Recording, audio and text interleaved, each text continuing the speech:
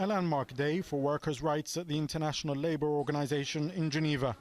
On Wednesday, the United Nations body welcomed what it described as major progress by Qatar in enhancing its labour laws. Doha had been under investigation, accused of failing in its responsibilities towards migrant workers. However, now the ILO says that Qatar has engaged positively with its inspectors and officials. I think it's fair to describe today's events as a landmark, above all because we have arrived at a point today where we've done two things.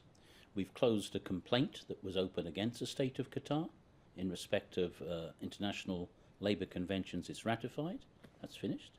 And we've moved on to a new process of cooperation. Under new laws set out by the Qatari government, a minimum wage will now be introduced, something previously unheard of among Gulf countries.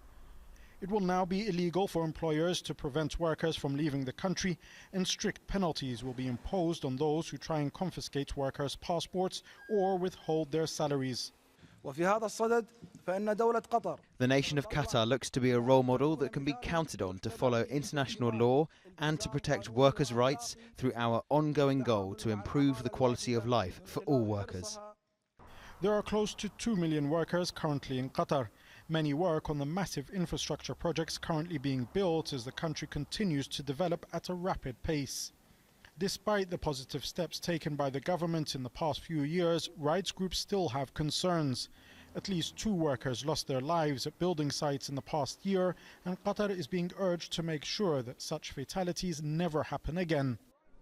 With Qatar scheduled to host the 2022 World Cup, the spotlight has been firmly placed on it when it comes to workers' rights. There is a feeling amongst Qatari officials, however, that Doha has been unfairly scrutinized, with little attention being given to countries like Saudi Arabia or the United Arab Emirates, where, according to workers' rights groups, conditions there are much worse. Now that Qatar has been praised and its efforts have been endorsed by the ILO, the onus is on other countries in the region to follow in its lead.